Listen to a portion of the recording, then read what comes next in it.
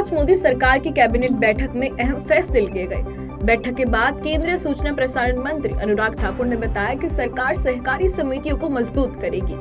विभिन्न उद्देश्य के लिए अगले 5 वर्ष में 2 लाख प्राथमिक कृषि सहकारी साख समिति, डेयरी, मत्स्य सहकारी समितियां गठित करने का लक्ष्य रखा गया है, जिसके अंतर्गत देश के सभी पंचायतों को नेशन डेयरी योजना से जोड़ा जाएगा। साथ ही अनुराग ठाकुर ने बताया कि कैबिनेट ने 4,800 करोड़ रुपए के वित्तीय आवंटन के साथ वित्तीय वर्ष 2022-23 से 2025-26 के लिए केंद्र प्रायोजित योजना वाइब्रेंट विलेज प्रोग्राम को मंजूरी दी है। इसके तहत देश की उत्तरी सीमाओं पर बसे गांव में इंफ्रास्ट्रक्चर का विकास किया जाएगा।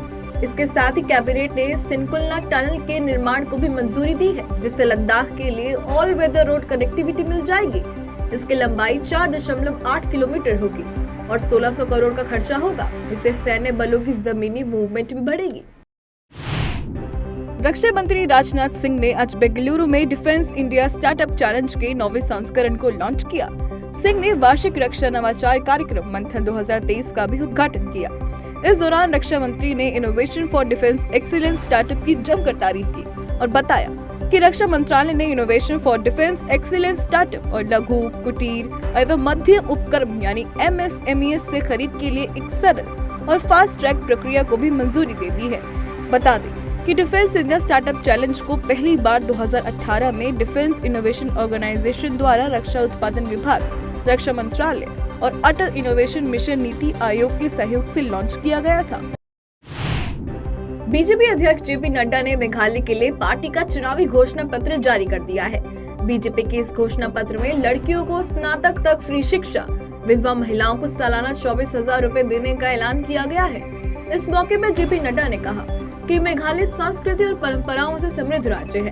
हम भाजपा के नेतृत्व में इसे नई ऊंचाइयों पर ले जाने के लिए तत्पर हैं। नड्डा ने कहा कि स्पीड, स्केल और स्किल 3 पहलू हैं, जिन्हें अच्छी तरह से मैनेज किया जाना है। हमें राज्य के लिए बड़ी कल्पना करनी है। हम मेगा मेघालय की आकांक्षा रखते हैं। हमें एक मजबूत मेघालय चाहिए, जो मजबूत बीजेपी से ही संभव है। मेघालय में 60 सदस्यीय विधानसभा के लिए 27 फरवरी को वोट डाले जाएंगे और 2 मार्च को नतीजे आएंगे। 3 दिवसीय यात्रा पर फिजी पहुंचे विदेश मंत्री S जयशंकर ने नाडी में 12वें विश्व हिंदी सम्मेलन का उद्घाटन किया। फिजी के राष्ट्रपति रातू विलियम मैबलिली काटोनिवेरे भी इस कार्यक्रम में मौजूद थे। इस दौरान विदेश मंत्री S जयशंकर ने राष्ट्रपति रातू के साथ एक डाक टिकट भी जारी किया और 6 पुस्तकों का विमोचन किया। इस मौके पर विदेश मंत्री S जयशंकर ने कहा कि विश्व हिंदी सम्मेलन जैसे आयोजनों में यह स्वाभाविक है कि हमारा ध्यान हिंदी भाषा के विभिन्न पहलुओं, उसके वैश्विक उपयोग और उसके प्रसार पर होना चाहिए। हम फिजी, प्रशांत क्षेत्र और गिरमिटिया देशों में हिंदी की स्थिति जैसे मुद्दों पर चर्चा करें। भारत का रक्षा क्षेत्र जैसे जैसे मजबूत हो रहा है, वैसे वैसे अन्य देश भी भारतीय हथियारों में अपनी रुचि दिखा रहे हैं। इसी कड़ी में भारत में ही विकसित हल्के लड़ाकू विमान तेजस की खरीद में अर्जेंटीना और मिस्र समेत कई देशों ने रुचि जाहिर की है।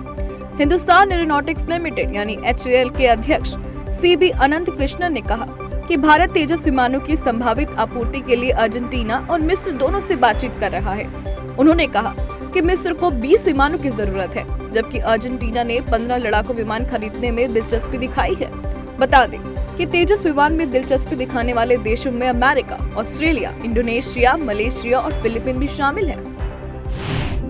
भारतीय सेना पड़ोसी मुल्क चीन को मुंहतोड़ जवाब देने के लिए वास्तविक नियंत्रण रेखा यानी LAC पर कई नई तकनीकों को शामिल करने पर विचार कर रही है।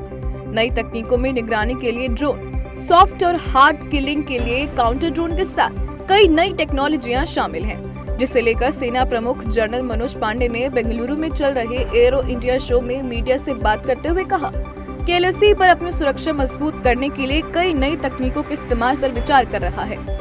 नई तकनीकों में ज्यादातर आर्टिफिशियल इंटेलिजेंस आधारित सिस्टम, जैसे तस्वीरों को बेहतर तरीके से इंटरप्रेट करने के लिए सिस्टम, काउंटर ड्रोन, घुसपैठ का पता लगाने के लिए क्वांटम कंप्यूटिंग की खुफिया आधारित प्रणालियां हैं।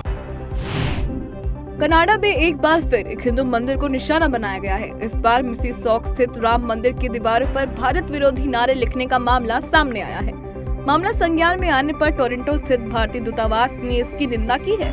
साथ ही कनाडा के अधिकारियों से घटना की जांच कर अपराधियों के खिलाफ कार्रवाई करने का अनुरोध भी किया है। इससे पहले कनाडा के ब्रैम्पटन में एक हिंदू मंदिर को जनवरी में भारत विरोधी चित्र बनाए गए थे, जिसके कारण भारतीय समुदाय में आक्रोश फैल गया था। आर्थिक संकट से जूझ रहे पाकिस्तान को जल्द ही एक और बड़ा झटका लगने वाला है। विदेशी मुद्रा भंडार में तेज गिरावट के बाद पाकिस्तान अपने लोन चुकाने में भी असमर्थ होता जा रहा है।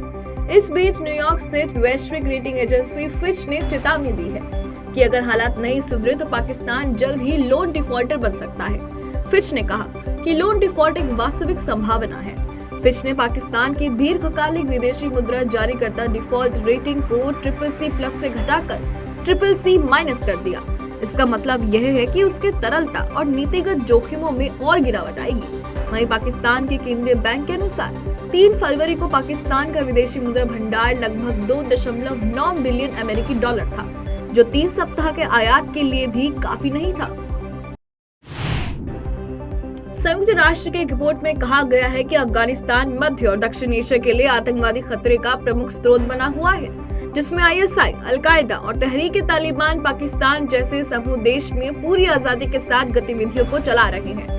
Analytical support and sections monitoring team की 31वीं रिपोर्ट के अनुसार मध्य और दक्षिण एशिया के लिए अफगानिस्तान आतंकवादी खतरे का प्राथमिक स्रोत बना हुआ है। साथ ही रिपोर्ट में बताया गया है कि खुरासान, अल-कायदा, तहरीक-ए-तालिबान पाकिस्तान के साथ ही eastern Turkistan Islamic movement, Turkistan Islamic party, Islamic movement of Uzbekistan समेत कई और समूहों की उपस्थिति से आतंकी खतरा पैदा हो रहा है। यौन शोषण को लेकर चर्चा के पादरी हमेशा सवालों के घेरे में रहे हैं। खबर आई है कि पुर्तगाल में बाल यौन शोषण के संदिग्ध 100 से अधिक आरोपी पादरी चर्च की भूमिका में अब भी सक्रिय हैं। जनवरी 2022 से जांच कर रहे एक आयोग ने जानकारी दी है। समाचार एजेंसी रॉयटर्स के अनुसार एक रिपोर्ट में आयोग ने बताया कि पुर्तगाल के रोमन कैथोलिक चर्च के सदस्यों द्वारा कम से कम 4,815 बच्चों का यौन शोषण किया गया था। ज्यादातर पादरियों की उम्र 70 वर्ष से अधिक है। आयोग ने इस संख्या को टिप ऑफ द आइसबर्ग करार दिया है। आयोग का नेतृत्व करने वाले बाल मनोचिकित्सक पेड्रो स्ट्रेच ने कहा कि यह आरोपी पादरियों की एक लिस्ट तैयार कर रहे हैं। लिस्ट को चर्च और लोक अभियोजकों के कार्यालय में भेजा जाएगा।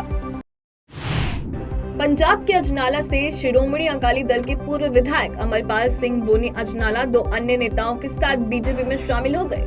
अजनाला ने हाल ही में अकाली दल छोड़ा था। बताया जा रहा है कि वह अकाली दल प्रमुख सुखबीर सिंह बादल से नाराज चल रहे थे, जिसके बाद उन्होंने 11 फरवरी को पार्टी से इस्तीफा दे दिया था। वहीं केंद्रीय मंत्री गजेंद्र सिंह शेखावत ने अकाली दल के पूर्व विधायक अमरपाल सिंह बोनी को पार्टी की सदस्यता दिलाई। केरल सरकार की लाइफ मिशन प्रोजेक्ट घोटाला मामले में ईडी ने बड़ा एक्शन लिया है। ईडी ने सीएम पिनाराई विजयन के मुख्य सचिव एम शिवशंकर को गिरफ्तार किया है। जानकारी के अनुसार केंद्रीय जांच एजेंसी पिछले 3 दिनों से एम शिवशंकर से पूछताछ कर रही थी, जिसके बाद उन्हें गिरफ्तार किया गया है। शिवशंकर को राज्य की बाढ़ राहत में कथित अनियमितताओं से संबंधित धन शोधन निवारण यानी PMLA मामले में गिरफ्तार किया है। शिवशंकर ने यूनिटेक बिल्डर को लाइफ मिशन परियोजना में एक कॉन्ट्रैक्ट प्राप्त करने में मदद की और 1 करोड़ रुपए की रिश्वत ली थी। राष्ट्रीय जांच एजेंसी यानी NIA ने आज कोयम्बटूर सिलेंडर ब्लास्ट मामले में दक्षिण भारत के 3 राज्य तमिलनाडु, केरल और कर्नाटक की 60 अलग अलग जगहों पर छापेमारी की। दरअसल यह कार विस्फोट 23 अक्टूबर 2022 को कोयम्बटूर में हुआ था। इस मामले की जांच कर रहे पुलिस अधिकारियों ने विस्फोट में मारे गए ISI संदिग्ध जमीशा मुबीन के पास से 75 किलोग्राम विस्फोटक और दस्तावेज जब्त किया था। वहीं पुलिस ने इस हमले को लोन वुल्फ नाम दिया था। इसके बाद से NIA इसकी जांच कर रही है। बता दें कि ब्लास्ट के बाद कोयम्बटूर पुलिस ने इस मामले में 5 लोगों को भी गिरफ्तार किया था। प्रवर्तन निदेशालय ने बंगाल प्राथमिक शिक्षा बोर्ड के पूर्व अध्यक्ष और शिक्षा भर्ती घोटाले के आरोपी माणिक भट्टाचार्य के बेटे सौविक भट्टाचार्य के नाम पर लुकआउट नोटिस जारी किया है। करोड़ों के शिक्षा भर्ती घोटाले के मामले में यह लुकआउट सर्कुलर नोटिस है। ये लुकआउट नोटिस इसलिए जारी किया गया है ताकि सौविक भट्टाचार्य किसी भी तरह से देश से भाग न सके। लुकआउट नोटिस की कॉपी न सिर्फ एयरपोर्ट अथॉरिटी बल्कि लैंड और सी अथॉरिटी को भी दी गई है। बता दें कि फिलहाल माणिक भट्टाचार्य जेल में है और गिरफ्तारी से पहले ईडी द्वारा उनके खिलाफ भी इसी तरह का लुकआउट नोटिस जारी किया गया था।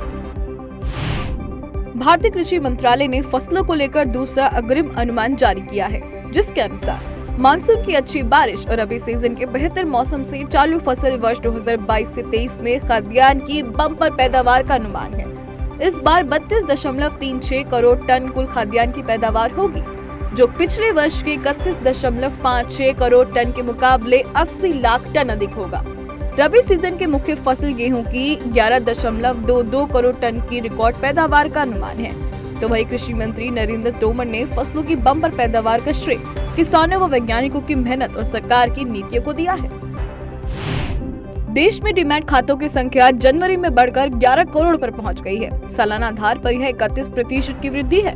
शेयर बाजारों से आकर्षक रिटर्न की वजह से डीमैट खातों की संख्या बढ़ रही है। इसके अलावा जनवरी में नए खुलने वाले खातों की संख्या इससे पिछले 4 माह से अधिक रही है। हालांकि यह अब भी 2021 से 22 के औसत रन रेट 29 लाख से कम है। मोतीलाल ओसवाल फाइनेंशियल सर्विसेज के विश्लेषण के अनुसार नए खुलने वाले खातों की संख्या जनवरी में 22 लाख रही, दिसंबर में यह 21 लाख और सितंबर, अक्टूबर और नवंबर में 20-20 लाख रही थी। भारतीय क्रिकेट टीम ने नया इतिहास रच दिया है। आईसीसी ने ताजा टेस्ट रैंकिंग जारी की है, जिसके अनुसार भारत अब दुनिया की नंबर 1 टेस्ट टीम बन चुकी है। नागपुर टेस्ट में जीत के बाद भारत के अब 115 अंक हो गए हैं और ऑस्ट्रेलिया की टीम 111 अंकों के साथ दूसरे नंबर पर खिसक गई है। भारतीय क्रिकेट टीम इसी के साथ इतिहास रचते हुए एक ही समय में इंटरनेशनल क्रिकेट के तीनों फॉर्मेट्स टेस्ट, वनडे और T20 में दुनिया की नंबर 1 टीम बन गई है। भारतीय क्रिकेट कंट्रोल बोर्ड यानी PCCI ने विमेंस प्रीमियर लीग के पहले संस्करण के लिए शेड्यूल की घोषणा की है। यह टूर्नामेंट 4 मार्च से शुरू होगा और 26 मार्च तक खेला जाएगा। कुल 5 टीमें 22 मैच खेलेंगी। सभी मैच मुंबई के 2 स्टेडियम DY पाटिल और ब्रेन बोर्ड में खेले जाएंगे। दोनों स्टेडियम में 11-11 मैच खेले जाएंगे। 23 दिनों के अंदर लीग राउंड में 20 मैच खेले जाएंगे। इसके अलावा एक एलिमिनेटर और एक फाइनल मैच खेला जाएगा। लीग स्टेज का आखिरी मैच 21 मार्च को यूपी वॉरियर्स और दिल्ली कैपिटल्स के बीच खेला जाएगा।